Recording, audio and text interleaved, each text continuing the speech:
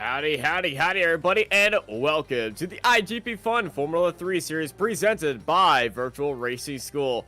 We are here for another amazing afternoon of racing here at Interlagos. I'm Austin Knight. I'm joined by Marco Barbonera, and you're here watching Apex Racing TV.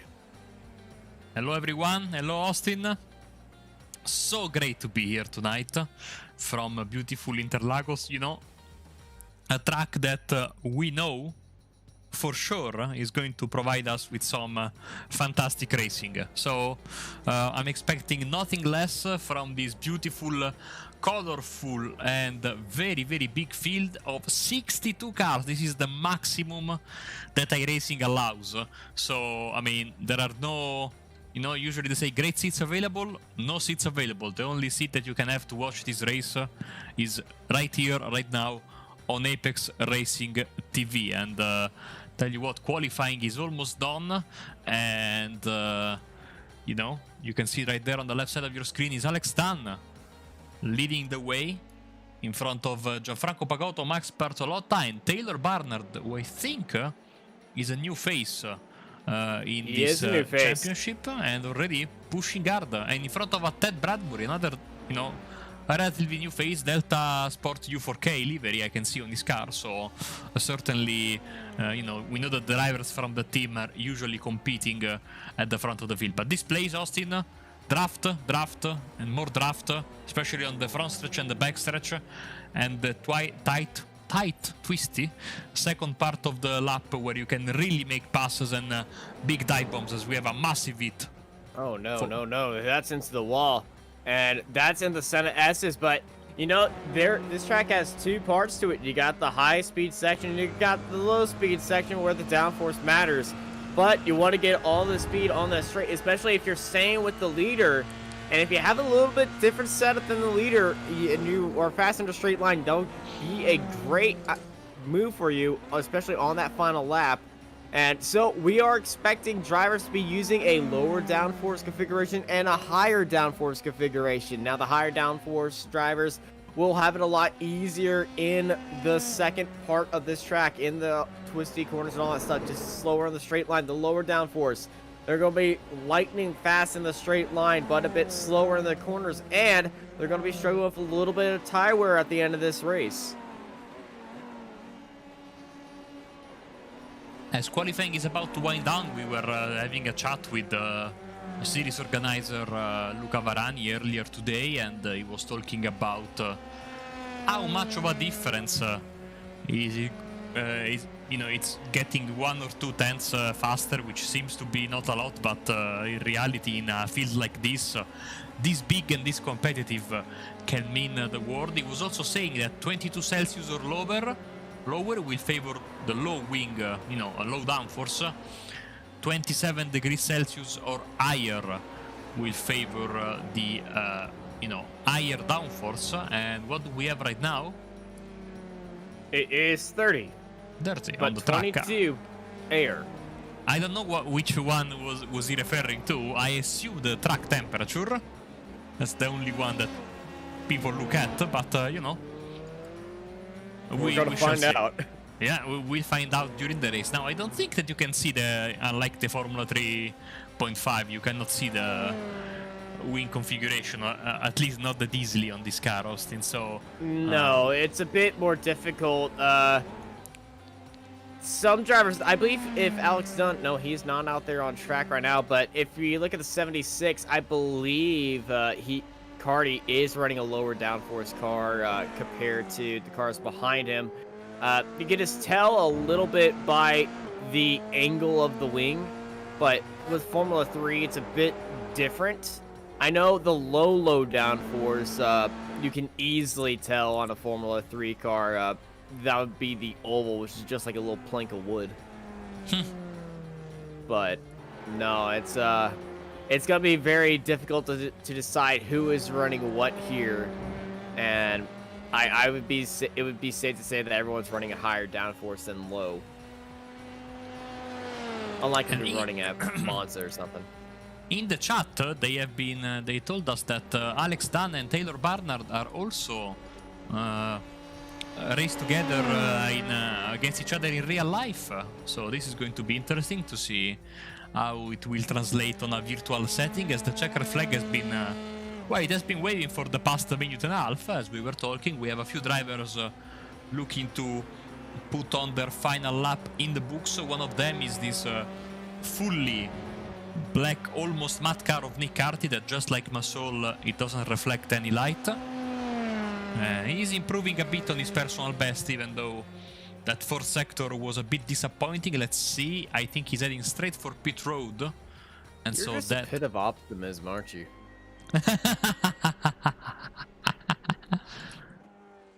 Well, you know, I'm the opposite of Texas, which right now is reflecting all of the light, you know? Hey, all of our snow's melted. We ain't reflecting anything. And here we go with the starting grid for tonight's race, as we are getting ready to display to you on your screen. There we go. 62 cars lined up, and Alex Dunn is ahead of all of them by an entire 10th. He's going to take pole position, followed by Gianfranco Pagoda, Max Bartolotto, Tyler Bernard, Ted Bradbury, Francesco Meola, Dave Martin, Samuel Hermerique, Tiago Marto, Gavin Petty, Max Giacchino, Premslav Piesnak, Luciano Lorenzo, Eddie Purcell, Victor Barris, Zolta Zomotor, Luca Verani, and Ben White in 18th place. Behind them in 19th is Vincenzo Coquecci, James DeWeese, Zachary Beeson, Stuart Millen, Leonardo O'Cherry, Rickard Bogberg, Mitchell Podezek, Lucas Maruk, Sonny Rosario, and Fernando Correz. Followed by Luciano Zanier, Nick Carty, Mathis, Johan Bergeson, Clark Williams, Russell Kirkwood, Philip Lucas, Alex Hopkins, Richard Veen, and Andrea Bichetti, with Will McIntyre right behind him, followed by Daryl Governor, Adam Talisman, Lucas Lackner, Chuck Mara, Rod McGuire, Steve Rubens, Antonio Tellez, Chris Trott, James Abbott in 48th, followed by Clemens Ponce Gruber, Nick Arnoson, Ron Korlak, David Cow, Giovanni Saletto, Giovanni Glampsletter, Christian Glampsletter, JJ Gonzalez, Johnny Coco, Martin Devine, Patrick Rollins in 58th and 59th. It's Cucciato, Reed Dennis, Antonio Ruzeski, and Massimo Di Laurentiis at the end of this grid. All 62 drivers putting in a qualifying time, and everyone's separated from top to back by 2 seconds. This field is closer than the current Formula 1 grid. Oh, that's very, very interesting for you to say. Absolutely true. Here come the lights. 5 red lights are coming on. Let's get ready to rock and roll down here in Sao Paulo. It's time to go green, green, green. And it's a great start by Pagoda. Alex Dunn spun up the wheels. They're side by side heading into the center S. Pagoda down low. Dunn onto the outside. Dunn defensive through turn 1, forcing Pagoda to be hopping over the curb. He retakes P1 now, but here comes Pagoda into the drop. Pagoda's looking down low. It's a drag race now. Bernard also had a great start. He's right there with Dunn and Pagoda. They're going all the way down to the inside, and now they're going 3 wide, heading into Carmen de la Sol. Pagoda down low. Dunn onto the outside. Pagoda brakes, checks Bernard, and Dunn, Pagoda, Bernard, your top 3, followed by Bradbury, Bartolomeo, Mayola, Martin, Hermer, Martino, Giacchino, Petty, Purcell, Piesta, Barris, Lorenzo, your top 15. What a start, and Dan has emerged victorious, and now they get into the meat and potatoes of this track, this technical twisty section. So easy to be fooled into thinking you can go for a move when there is in reality no space. So we need to be careful. As you can see, Bradbury and Bartolotta trying to get back to the fight for the podium. Around goes Barnard! Oh! No, that's not how you want the start of the race to go. And your first race in the series, Bernard's around, and he's in that runoff area where I like to call that Glock corner, and he's just out of the top 25. Man, actually, no, he's 10th. Bradbury with a fantastic avoiding action, and now he's fighting for the podium 3 wide. This is great stuff. Down the inside. Bradbury on Bartolotta, and well, he's made that move work, but now he's gonna have to defend down the back straight, or the side straight really, and over to our leaders. Alex Dunn going all the way to the bottom of the track and then swinging back to the front. And him and Gianfranco Pagoda are going to resume their fight as... Oh my goodness. Video 40 QT Barto. Thiago is spun around and somehow Bernard has avoided that. And he's trying to have the recovery drive of his life right now. I think they made a little bit of contact. Now, of course, I would love to go to a replay, but as you can see, clearly this is not the best moment to do so. So, when you have 62 cars on the grid, it's kind of hard to find a dead spot to go to a replay. But, you know, looking at Bernard's car, I do not see any damage. You know, thankfully we have the VOD and the DVR, more importantly, enabled on our stream, so you can go back and see what happened as there was a Barnard, I think, having a little bit of a moment over the curb. Same corner where he lost it. Yeah. Was that Meola fighting with Bartolotto, two Italians? You know, with that bobble in that corner, I think Bernard might be running that lower downforce configuration we were talking about. Because that corner's a pretty fast corner, and oh no! Look at Vararni's in there as well. Oh, careful with the rejoin. Oh, that's a very risky rejoin. I wouldn't reverse directly onto the track. There's cars all over the place in the Senna S. And, oh no, it's just chaos right now. Well, Lucas Vararni will be pretty happy to make sure that his prediction was right, that something major was going to happen in turn 1, and well, he was right. Bartolotta defending from Barnard, as Gavin Petty is somewhere out there. Oh, there he is. Like 5-all, you know, somewhere out there.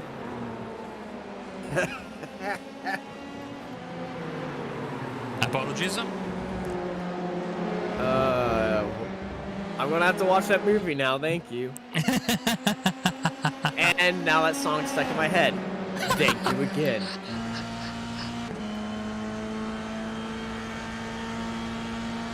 And now I can't get this.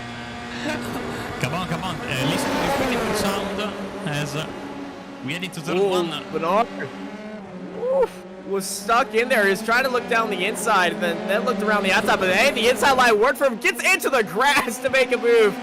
Cutting the lawn to get up back into 5th place now. And look at the weaving. We will see these all night long on the backstretch. He's got a bunch of slip and slide and draft and go here at this track. And, well, everyone's going to be really trying to slim down their cars and reduce the amount of drag here. It's kind of like a science, especially just like Indy cars at Indianapolis, where you want to reduce as much drag behind you and not give the person behind you that much of an advantage. So Ermer, the lower you go, the more stress you take onto your tires, as I once again cut off Marco by accident. No worries. I mean, it's so chaotic out there. Let's stay on board with Bartolotta. Look from his rear wing if we can. There we go, and see the draft. And you will see now Barnard probably go for a move. Ooh, got very close right there. Now, I've seen some cheeky defending that. I don't know if this person got banned on iRacing, but when the Skippies came here, they were racing side by side coming out of that final corner. The person defended them so much that they forced the dude into the pit lane, which I thought was absolutely fantastic. He did get banned, I believe, but it was beautiful. In Season 1 of the Apex Racing League F3 Series a few months ago, we had a massive wreck coming to the front stretch. Oh my goodness, Bartolotta! He's just on the gearbox, and I think there is no way they did not make contact. Right? It was a touch! Big slide for Bartolotta. He's trying to regain control of that car. He goes way off the track right there, and Oh my goodness, Samuel Hermer is just like saying, is he good? Is he not? I hope so, because I'm going down the inside. So Bartolotta losing the place there. As we have other fights here, Ricard Boberg is having a fight with Marteau in front of him after, you know, the speed that Thiago had earlier, and Phil Lucas behind him. Other fights here, we have Adam Talsma and Ron Korolak, the two Canadians. And Alex Hopkins, look at this, Bunzengruber, Glamsetter, Brachetti, Petty, De Laurentiis, Rusevski, everyone in a big fight. Yeah, very big fight right now. As we got side-by-side fighting down here back in 40th. We also have side-by-side fighting up here, up for 8th place right now, as that's Meola and Barras going side-by-side through the S's. Barras, of course, racing for Drivex, a real-life team. We talked about them last week, sporting now their livery also in virtual form. Here we go. Defending the inside is Francesco Meola there, but good defense because Barris has no way through, as in the meantime James Tullis gets past Zachary Bison with Leonard Cherry also. Oh, almost re-wide there, careful. That was very clench right there. But look at that, round the outside of Beeson goes Cherry, still trying to hold her around there, but Cherry's got that, Zachary Beeson still holding that inside line of the American. Dancing with the big boys right now. A driver that we lost and was having a great race, and a great qualifying, sorry, was Hometown Boy, Luciano Lorenzo, who was unfortunately had to tow back to the pits just as I was speaking about him. But he certainly had lost a lot of time in the first few laps because he was down into the 50s. So something must have happened to him, and now another crash. And too bad, that was certainly going to be a round he was waiting for, being his hometown, his home race. No, don't know where he lives in Brazil, but certainly his home race. Home country race. Yes. Oh, if no! Oh, no! Collision between Beeson and Jerry, and their cars are pretty much intertwined with each other, and both of them are going to be out of this race. Beeson's lost the wing, Cherry's lost the wheel. Back up front to our battle for the lead between Alex Dunn and Gianfranco Pagotto. These two have been dicing with each other all season long, and let me tell you, the fight continues with these two. Gianfranco is just staying in that draft. Alex Dunn has the fastest lap of the race, but he's consistently faster by a 10th or so. So, needs to keep that pressure in there. And Pagotto's just faster by 2/10 in Sector 3. Which I believe... Something happened in Sector 1 to Alex because he lost 6/10. That's why I was surprised to see Gianfranco go for it, and now he might go for it again. Gianfranco round the outside, using the speed to his advantage for that draft, trying to hold it around the outside, but Dunn cuts the curb and makes it work right there, holding it down the inside. And Taylor Bernard, new fast lap of the race, 1:27.186. Here comes Gianfranco once more. Alex Dunn forcing him into the grass. A little bit of greenery on those tires. Gianfranco going to send it in there. He's looking for the green. He's looking for it first. Gianfranco Pagotto into the lead. Using the Formula E power. The note you can see from the engine is Alex Dunn's car. Finally enough this week. Pagotto's car has gone full electric power on the outside. Oh, side by side they go. Dunn trying to swing around the outside, now down to the inside. This is a pure karting battle between these two. And now here comes Pagotto using the outside speed to get himself a big run down to the inside they go. Pagotto stays into the lead as Alex Dunn just staying in the gearbox now of Gianfranco Pagotto as they head into that fast left-hander. So tricky to go through here. It's so fast, so little braking, and the braking zone is so wide off the track into that curbing. Any misstep would just send that car spinning. And now down the straight they go. Pagotto, Dunn, nose to tail. Pagotto now leading the race. Here comes Alex Dunn. Is he going to go for an outside move? Yes, he is. Side by side, heading into turn 1 they go. Dunn and Pagoto. Dunn swings around the outside, goes a little bit wide, tries to cut it back into the center S, and Alex Dunn back into the lead. And of course now it will begin once again with Pagoto. He will try to go for a move. Bradbury and Barnard are closing in quickly on this duo. Oh, Pagoto's on his outside, forcing Alex Dunn to take a compromised line. He could use the speed coming off this corner to get a great run in this part of the track, heading up the hill. Here goes Pagoto. He swings it to the outside, trying to hold it around there, maybe go for a switchback. There's so little room between these two drivers. Here comes Pagoto. Dunn defending down to the inside once more. Pagoto going onto the curves as they continue their fight, and Pagoto is off the track and in the wall. No, he didn't hit the wall. He just parked the car. What happened? He hit the curb. So Pagoto went onto the outside right here, looks for the inside move, defended by Alex Dunn, gets onto the curb, and... No.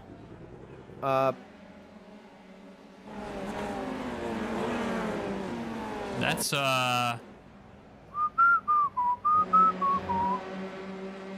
Was that the X-Files team?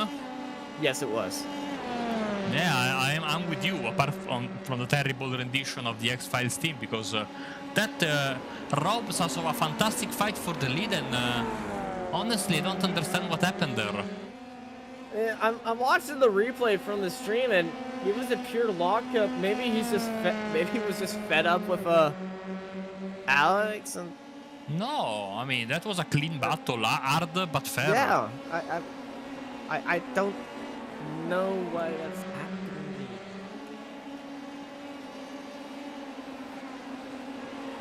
We hope well, for, if you have any, news, any theories, post in the chat, and we'll read out our favorite theories. That was odd. But what's not odd is this side-by-side battle for 6th place.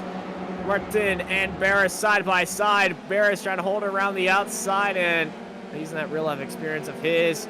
Still trying to hold it around the outside there, and he's managed to defend in 6th place. Bartolotta is losing a lot of spots now as he's fallen down to 15th. And he's slow as well. Oh, he might have cut the corner and got a slowdown. Oh, no. His car's just dead. He's in 6th gear. Is there a shifting problem? He's parking the car. He's out too. I think there might be a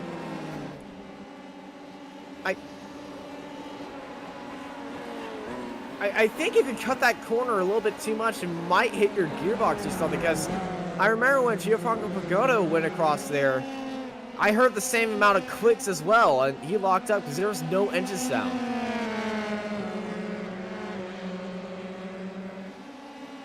Is this another we broke iRacing situations again? I mean, we usually do, and it wouldn't be news, but that's weird. I want to hear what Luca has to say about it later. Probably, I know he's talking with the drivers. actually posted in our chat. He's not happy. I can tell you about it. I can translate quickly. I don't know what he is upset about, but he is not happy about something. I think it might have been an iRacing glitch, because we've seen it twice now where I think it just shifted up the car. He just couldn't shift anymore. Either and I'm, you know, wild speculation. Maybe it's not. Maybe Max Bartolotta retired in solidarity. I really don't know. It is very, very unclear on what's happened here. Hopefully, we do get a more clear answer on what happened right there. But Bradbury back up into 3rd in this very tight battle between these two. And I think we're about to see some Formula 3 bump drafted. We are seeing some Formula 3 bump drafted. This is a great fight. And Well, it's Bernard back into second place, Branbury in third place, as, well, they race along, and now Bernard is trying to catch up to his real-life counterpart of Dunn.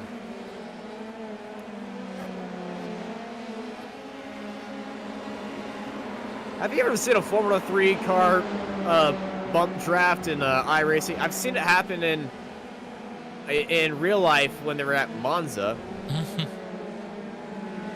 But in the real life, they're using a different model of Formula 3 car with the halo and all that stuff. Might have been the European series, though. The European series is this car. They use this one. Yeah, the European series used this car. But I don't know which series it was, because I know a lot of Formula 3 series use Monza as a track. And there are a lot of Formula 3 series in Europe. Yeah, it's like 7. And that's quite a bit. You know, Formula Regional Europe is dead already. I told you that basically they awarded the contract to the Italian automobile club to do Formula Europe, Formula Regional Europe. Oh!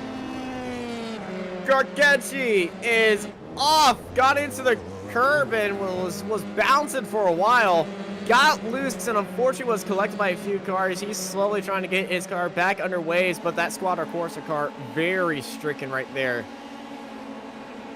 As I was saying, the finalists for the contract were the Italian Automobile Club and Renault, that wanted to basically make Formula Renault 2.0 the new Formula Regional. So Italian Automobile Club inexplicably won. Renault said, okay, we are making the Formula Renault car identical to the new Formula Regional. And lo and behold, the Formula Renault was a success and Formula Regional was not. So from this year, Renault will take over the organization. I think it's going to be called Formula Azur or something like that. But yeah, I'm surprised it's not called Formula Alpine. Oh, probably, you know. Maybe maybe it's Formula Alpine, whatever. Whatever it is, Renault will basically... the cars are identical between Formula Renault 2.0, the new, not the one we have on iRacing, and Formula Regional Europe. The difference being the engine. Martin. Yeah. Dave Martin is into the pits now. It's on retirement because this car was driving fine. Oh, no, never mind. I see that front wing. Yeah, not good. Here we go, Meola and Hermer. Yeah, battle for fourth right now. Hermer trying to hold it around the outside, around the Curva de la Sol. Gets into the AstroTurf right there. Thank goodness it didn't rain here earlier, or else he'd be skating off an ice rink, and woohoo! Hermer around the outside up into fourth. I don't know if they're going to allow the Formula Regional teams to participate, because again the only difference is that one car has the Renault engine and the other has the I think it's an Alfa Romeo engine, but to the same specifications, so don't know if they can race against each other or if they will give them a Renault engine on a discount. But the numbers don't lie. Formula Regional Europe had 11 entries and Formula Renault had like 30, so... Well, I can tell you one thing, and I can tell you which series is doing a lot better. The Formula Regional America series has about 36 entries. Yeah. And they use Hondas. So if you want a good Formula Regional drive, come to America. I'll say hi. We check Coda. Hashtag not sponsored. Thank you, Lorenzo Del Rio. Lorenzo Del Rio told us he's a manager, of course, team manager of Squadra Corse. Gear problem, shifter problem for Max Bartolotta, unfortunately. Oh, Bartolotta had a shifter problem. I think both of us want to know what happened to Gianfranco, though. I tried to talk to him with my flawless Italian, but I think he left the chat also. So, oh, Barnard with a mistake. Oh no! Second mistake of the afternoon for Taylor. He is out front. And this is the same corner where we saw Gianfranco has his issue in Bartolota. And whoa! Yeah, he's definitely on that lower downforce specification. That rear end of his is all over the place right now, but someone who's just in the same place and not leaving it, it looks like, is Alex Dunn.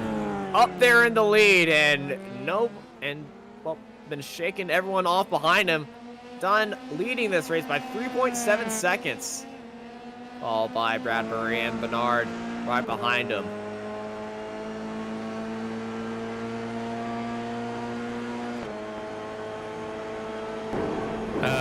That is the grass, guys. Yes. Well, that is the AstroTurf. It. Bernard's just cutting the grass right now. I feel like Bernie Ecclestone right now would be having a nightmare situation if he was still in charge. Well, you know, racing drivers are always known for pushing the limits, and no. Unfortunate contact right there between the 93 and the 59 of Kirkwood and Corlock. The Canadian, well, had nowhere to go, and now we're going side by side. Correction, 3 wide down that back straight, heading to the Curva de la Sol. An unfortunate incident for Corlock and Kirkwood, and Corlock gets turned around. Talisman also. Talisman is involved. Adam Talisman was at the back of it, and he's the one who turned Kirkwood. And back to the bump drafting between these two. Late dive. Yeah. Barnard is racing for Oliver Rowland Motorsports, and with the pleasure of commentating on Oliver Rowland during the BRDC F3 Championship. We had that celebrity event we had in April. Very nice to have a chat with Derek Warwick, of all people. He was doing the stewarding with Sam Fitzpatrick. What an unlikely duo. That's a combination. It's like having an American commentate in an Irish league, which edited the greatest week in the world, I must say.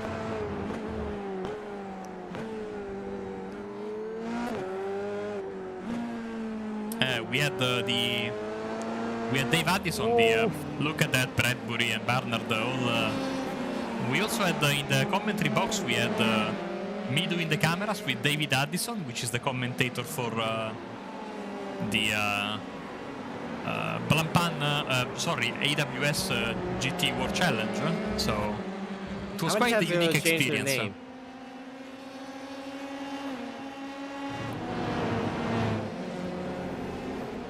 I know that GT3 series loves to change their name like every other season. I mean, they've been Blancpain for almost 10 years. Now they are just... AWS? No, now they are like GT World Challenge, sponsored or powered by AWS.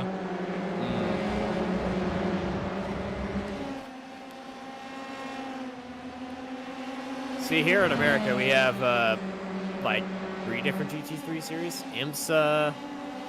well, IMSA is just full-on IMSA with multi-class, but I know the America GT series has that as well. Late dive from Bogberg on Rosario, and Rosario defending that nicely by holding around the outside, but it's a slow exit. Here comes Bogberg looking onto the outside now, staying on the inside. Stays Rosario, but Bogberg has a speed onto the outside, and they're having a drag race, and Bogberg trying to hold that Kishi Designs car around the outside. Oh my goodness, how did they not make contact right there? Oh, behind him, into the wall, hard hit. That's Carkechi.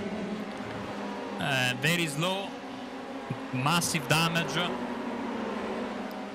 Front wing, maybe suspension. Let's jump on board. It has not been a kind night for Italian drivers. Yeah, no, the Italian drivers definitely wanting to be back in their time zone. As Brazil always brings out the weird in a few racing drivers. By the way, Austin, we are getting closer and closer to the end of the season. It has really gone by. We only have 2 left after this. Yeah. And it has been, you know, quite the eventful season, and it seems like Alex Dunn is about to bring home a clean sweep of the weekend after winning yesterday in the official. You know, now he's got 4.3 seconds over Taylor Barnard. I'm very, very sad because I really wanted to see that fight. It seems to me like there is tracks where Alex is faster and tracks where Gianfranco is faster. This was the first time where I saw them on par with each other. Equal pace. Like, yeah. It was dead on equal. I'm not sure what's happened, but hopefully we do find an answer of what did go down or if something happened between them. I'm not sure. I'm not sure, no. Only time will tell. We caught back up to them just as Alex made that mistake that basically helped Gianfranco go back and try that move. And then we saw 2 laps of incredible side-by-side stuff as Alex Dunn gets 27.0, fastest lap of the race. So if something has happened, I don't know, but they were so far away. They were like a second apart from each other before that I honestly don't recall anything weird happening. Unfortunately, again, I have to reiterate. I asked Gianfranco for clarification in the chat, but I think he had already left. So we will know probably next week, or maybe Luca will have some inside information for us after the race if he jumps with us. And oh, Barber into the wall!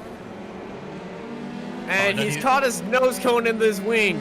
That's some real damage, unfortunately. No iRacing lag damage. And that car will be very difficult to steer. Is it me or his front? Oh, there goes his nose cone just going off like a cruise missile. His front wing is still stuck underneath his car. I think he just lost it on the backstretch for me. Okay, yeah, there goes the front wing for me now. His nose cone was stuck in his rear wing, and it looked like he was wearing a top hat. No, on my end, the rear wing was below the car. Oh, yeah, I was getting the same thing. I'm looking at the stream replay right now, and that was a lot of damage. I shouldn't be laughing at a car that I sponsor, but very unfortunate. Well, my car has been destroyed lap 2, so... Who do we have left? So does this mean I win? Christian also? He's still in the race. Glamsetter's in here, so yes, I win this round. Luca is back on the track, and he's trying to catch up to Christian. He's almost still a lap behind, but...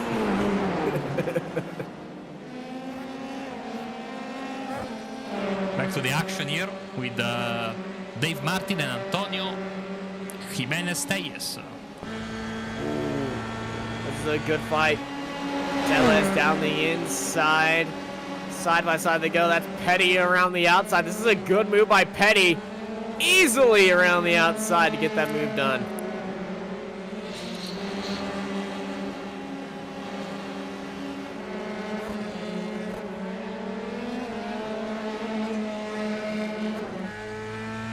As we ride on board of Lucas Maruk on the back end of Christian Glamsetter. Glamsetter forced to stay on that outside line. Here comes Maruk down. Low, not Glamsetter, Punzengruber. Punzengruber holds that spot as Maruk tried to hold that inside line, but he thought about it and he wants to stay safe. And we only have 10 laps remaining here. Yeah, laps around this place go by at a very quick clip, below the 1:28 as Max Giacchino. Oh no, multiple instances. He's contacted with JJ Gonzalez.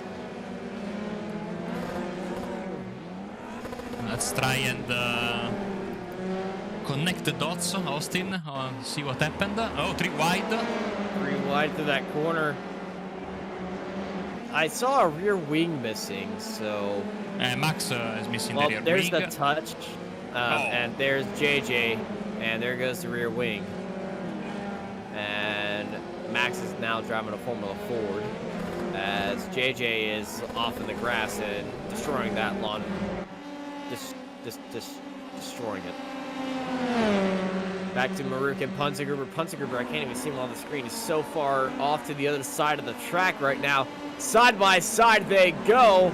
Heading into turn one. Punzengruber holding around to the outside. Maruk on that inside line. Punzengruber trying to cut back in down low. And look at Antonio Ruseski. He's trying to make a surprise move on Punzengruber. I have breaking news for you. Taylor Barnard has to leave us, unfortunately. What a weird race this is. Because he has to wake up early tomorrow. What a weird race, Austin. Yeah, okay, what else is going to happen is 3 people are going to retire because there was a car crash in front of their house. You know, I had a dream a few years ago. No, a few months ago I had a dream. And I was driving in iRacing. And I was in Discord with my friends. And all of a sudden in this race on iRacing, it started raining. And I said, you know, guys, it's raining. They said, where? In your house? No, in iRacing. Oh, come on. So, I don't know, maybe we start raining at some point. Surprise update. Boom. Which, by the way, would be the greatest trolling move by iRacing in their history. To sneak in the rain. I should call up Greg, just be like, hey, this series, just do it. Sneak in the rain without telling anyone. Well, it would always be a surprise, and hey, honestly, that would be the best way to reveal it in the Porsche Esports All-Star event that they hold with all the celebrity drivers and content creators. Just surprise near the end of the race parade. Back to the race around the oh no! Tellez trying to go around the outside, but oh dear. He almost spun. He saved it. Very unfortunate right there. And contact between these two heading into the Senna S. Zanier and Gonzalez. Gonzalez, we saw him second incident. I think he felt bad about that, so he's letting Zanier by. Good stuff. Man, this is odd. Like, there's good, chaotic good, and bad and chaotic bad, and then there's just odd. This is the odd race. Yeah. Oh, I like, know chaotic what's missing. Good is... I know what's missing from this race. What? Austin power cut. No pun intended. Don't you bring that on me. Don't you bring that curse on me. I lived 3 days without power down here. I think you missed my terrible pun. Oh no, I know what the awesome powers got it, but I took that personally. Because it happened yesterday at this time.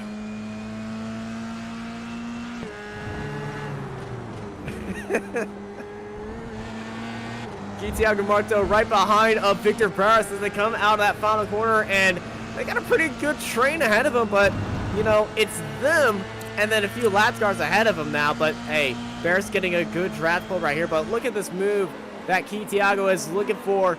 Thiago looking onto the outside now, side by side. They're gonna go heading into turn one. Who's gonna be the last late breakers? Ooh, big luck. We're missing a car. I feel like one of those cars, yeah, they switched straight off in the S's. I don't know which one. It was one of the cars that I sponsored. Oh, yeah, it was Glamsetter, you're right. By the way, Marteau completes the move, and what a great comeback for him. After the spin he had in the beginning of the race, he is now not only back to 5th, but up to 5th. He's gained 4 spots from his position, his starting position, and of course that's not considering the many positions he made up after his spin earlier in the race. And now I think we have some top secret footage of Christian, what happened to him. He was just in front of these 2 drivers we were following, and I think too much mustard, like a lot of mustard. That is so unfortunate right there. And Alex Dunn has a 10-second gap. I hope that is correct. To Bradbury right behind him. It is 10 seconds. My goodness, Alex. He is having a fantastic pace and a mixture of his incredible pace and his closest rivals for one reason or another dropping out. But you know, it's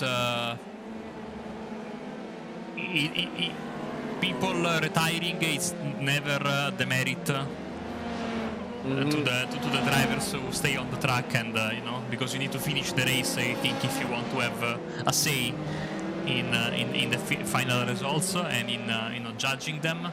And Alex Dunn has been absolutely faultless today. He resisted the pressure from Pagotto before his untimely disconnection, and of course he used Bradbury's and Barnard's great fight to pull away from them.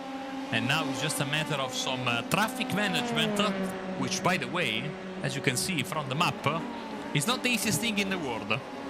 Yeah, the Dancing Dots of Dune pretty much covering this entire track with, I would say, 53 cars out there on right now. Let's see, on the timing screen I see... Maybe 47. There are 47 cars running around. Yeah, okay, 47. It's a lot. Yeah, car 54th is still in the pits. That's why I took that wrong. And that would be Bartolota. Huh. So he's still in the race session. But his shifting problem, I think he's trying to get to the bottom of that issue and see if that's working out right now. Which, absolutely bizarre incident.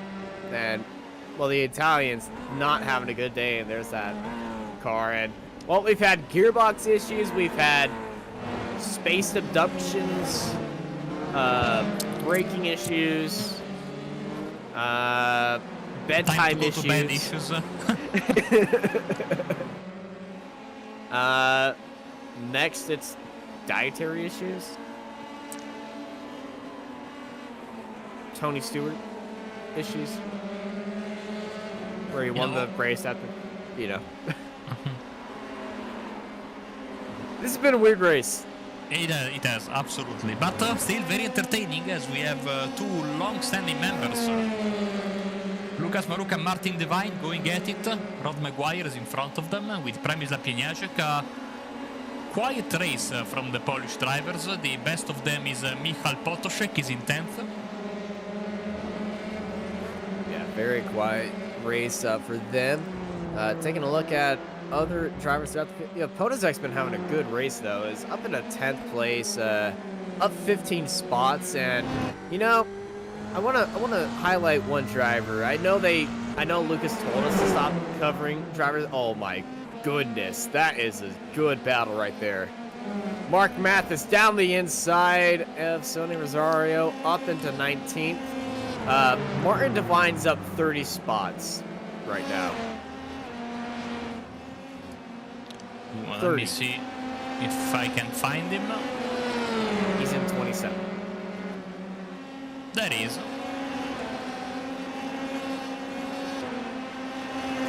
We only show for him. So we only show for him and not for everyone else the positions gained. By the way, Nick Carty in a fight with Dave Martin. Ooh, side by side. This is close. Recover de la Sol. Carty holding that inside line, that stealth black bomber. But here it comes.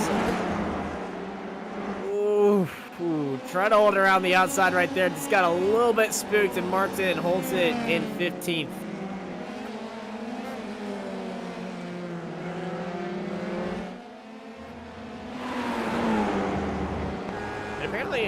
Ted Bradbury is very funny and has, oh my, dive by Piesnak, and ooh, a little bit of contact right there might have been on Tellez. So Tellez has gained 22 places from the start, but every time we see him, he's dropping backwards. Falling back. don't know what happened to him. Maybe some damage to the car, but strange race because he's usually going the opposite. He's going, you know, he's a quick driver, so I don't know what's happening to him today. He might have a little bit of floor damage. I know he had that incident, and you know, I'm trying to look on his nose, see if he has that checkerboard pattern on there, which usually implies that, hey, he has some sort of damage underneath your car. But he is very slower in the straights now compared to everyone else around him. Thank you, Rod, for subscribing to Apex Racing TV, even though I suspect you are watching IRL GT. We have no way to know it, but if you're watching here, thanks a lot. Talsma goes past Rod. Rosario. It's not just Rod. It's Rod 291. You are quite correct.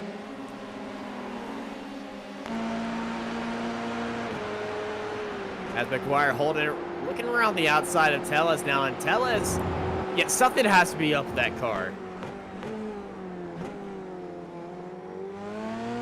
He's understeering too, so I am suspecting floor damage on that car right now, because you can see that back end's a little bit rougher, but he's also struggling in these corners, and most of the downforce produced by the car is not above the car, it's actually due to the floor now. And if we get a good nose shot of that 31, we might be able to tell if he has that floor damage right there. As we get a good slow motion shot, but it's not the nose shot.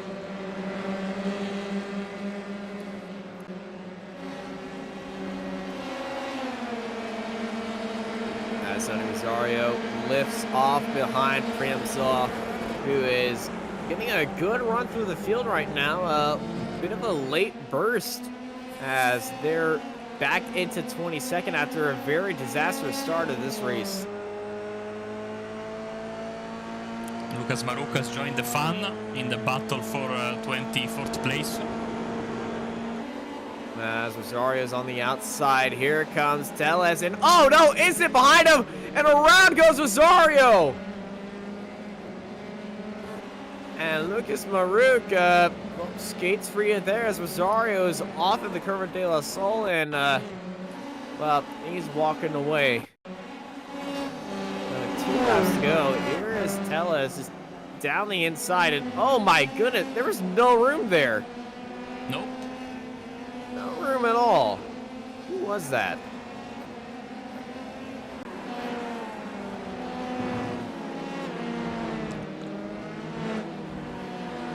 Here is Alex Dunn, and he's about to get that sweet white flag. Alex has been so impressive during this season. When I first saw him, I was like, this guy's quick. And then when I got to know him, I got even more and more impressed with him. I gotta say, this kid's got a future. He certainly looks like he's going to be, at least here on iRacing, I wish him the same in real life, but certainly a protagonist of the series we broadcast here on Apex Racing TV for a long, long time. As he gets the white flag, Austin, one more lap to go.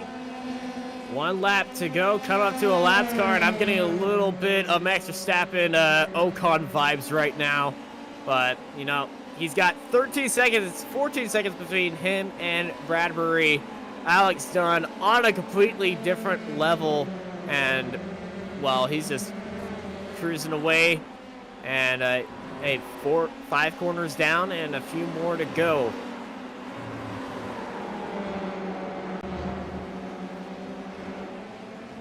But fastest lap, always staying up there near the top, winning races, top 3 at times. A few unfortunate incidents here and there, but my goodness, Alex Dunn is just, like I've been saying, another level.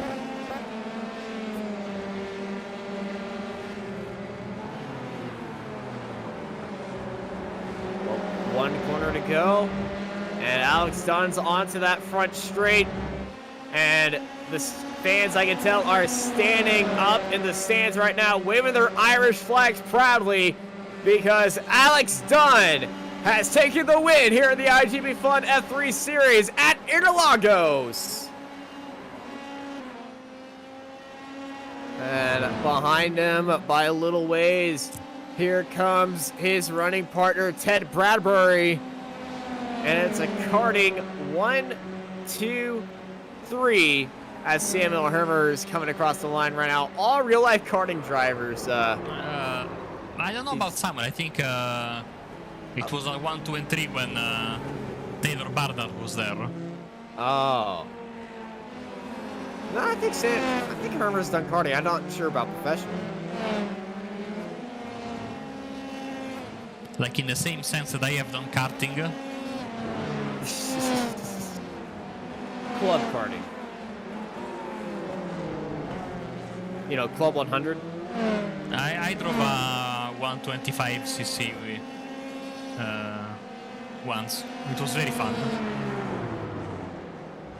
It's going to be a nice battle to the line. Oh yeah, we do have a good battle. The race is not over throughout the field. And we got a drag race, Bobberger and Piesnak. No. Oh, no, Talsma and Piesnak. Adam Talsma's down the inside. Almost contact with him. Talsma is sneaking by. And Adam Talsma is going to take 21st. And I think we have left Martin Devine, and that will be that, Austin, for our running drivers today. And that is correct. And so, I say we bring on the final race results for this 10th round of the season here from Interlagos, and your winner was Alex Dunn in front of Ted Bradbury, Samuel Hermer, Francesco Meola, and QT Marteau. Victor Barris finished 6th in front of Ben White, Stuart Mill, Philip Lucas, Michal Potoshek, Fernando Correas, Chuck Mauro, Will McIntyre, Johan Birgersson, Dave Martin, Gavin Petty, Nick Carty, and Daryl Govender. Going forwards, we have Mark Matisse, Richard Boberg running up your top 20, Adam Talsma, Przemysław Pieniażek, Antonio Teyes, Lucas Maruk, Martin Devine, Antonio Rusewski with a decent performance, the first car 1 lap down, certainly trending in the positive direction after a very, very tough season. Lucas Lachter, Rod Maguire, top 30, is closed by Ito-san, Koji Ito, and Steve Rubens. Then we have Alex Hopkins, Clemens Punzengruber, Massimo De Laurentiis, Patrick Rowlands, Luciano Zanier, Giovanni Sellitto, Jota Gonzalez, Christian Glemsetter in 38th. 39th was Zoltan Zomotor, 40th was Richard Van Veen, and 41st, Zachary Bison. Then Sonny Rosario, Russell Kirkwood, Luca Varani, Max Giacchino, Reed Dennis, and Nick Aronson, and your retirees from tonight's event: Andrea Brachetti, you will see a lot of Italians in this list, Taylor Barnard, Johnny Cockle, Leonard Sherry, Vincenzo Carchedi, Ron Korolak, Max Bartolotta, Gianfranco Pagotto, James Toulis, David Cow, On Town Boy, Luciano Lorenzo, Chris Trott, Clark Williams, Eddie Parcel, and James Abbott in 62nd place.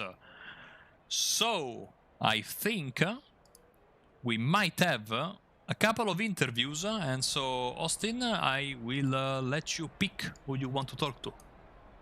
Well, you gotta take the winner and all that stuff, so I'm standing right beside the one, the only, Alex Dunn. How was that race, man? Yeah, it was good. I got off to a good start. I had a gap, and then I had a small lock up into turn 1, which led John Franco to catch up again. And then we had a little bit of a battle, and I held the lead, and then I don't know what happened. I just looked behind and I saw he pulled off to the side of the track and then disconnected, so I don't really know what happened there, but I had a massive gap after that point, and I just slowly started to pull away then, and I think there was also Taylor had to go. There was Taylor had to. Yeah, he had to go to bed. Yeah, he had to go to bed, and then yeah, then after that I just had a massive gap and just stayed controlled and won the race. Yeah, you had Ted Bradbury with you, and from my knowledge, you and Ted raced with each other in real life. Yeah. I know Ted races in Britain. Actually, I race in Europe, so I've never actually really raced against him, but I know that he does race. And yeah, we were in the Discord call the whole race, just talking to each other. So yeah. Oh, well, must have been very competitive at the start of this race. I know Gianfranco was very, very good at this track. You and him were nearly side by side for the opening sector of this entire track, and this is the closest that you two have ever had a battle with. Usually you're good at one track, Gianfranco's good at another. And with 2 races to go, does any track of the schedule worry you in a bit, and that you're looking forward to a massive race-long battle with everyone in the field? I think Road Atlanta. I think Road Atlanta is quite a hard track, so I don't think there'll be too much of a battle there. But I think Monza will be quite a big fight. Well, Monza's always a perfect fight. A lot of use of the low downforce setup. And speaking of setups, there was a little bit of talk of the lower downforce setup being used today. Were you looking into using that lower downforce during qualifying or in the race? I've actually been working on the setup this week, and I opted for a little bit more downforce. I think the whole week, Pagotto has been 4 to 5 kilometers quicker than me in a straight line, but I think in the middle sector I was still quicker than him, and that was enough to. I think most of the times I ended up being quicker, so I think what I went for was better. Well, it certainly paid off for you. You won this race by 14 seconds, so congrats on that. Before I let you go and have a good night's sleep, anyone you want to thank? My mom, my dad, all the people that were giving me support and spectating me, and everybody at 3D Rap Squadra Corsa and Lorenzo Del Rio. All right. Congrats, man. You have yourself a good night. Thank you. You too. And over to Marco, who is, I believe we have time for one more with Ted. Yes, but take it away, please, Austin. All right, I'm standing by with Ted Bradbury. Ted, how are you doing? Good. How are you? I'm doing fantastic. You know, good afternoon of racing, and hey, seeing a lot of Carters show their stuff out here, always something to watch. Yeah, the load of cars, load of racing drivers. It's been really good, to be honest. I've really enjoyed sim racing all this lockdown. Obviously, it stopped us in real life, but we can still race on here, so it's been really enjoyable. It certainly does look enjoyable, especially out there where you're putting on some great moves here and there. You had a little bit of a rough start, but you know what? You powered your way through the field to finish up in 2nd place. How was this race for you, and any special spots you want to highlight? Well, the start was very close between Taylor, me, and Bigotto. We seemed to pull away, and then Bigotto came off. It kind of split us up, but it was very, very close. And Alex and Bigotto definitely had an edge, and same with Taylor. I didn't put on my best performance, but at least I still finished on the podium. Yeah, good finish on the podium. 2nd place for you. Before I let you go, anyone you want to thank?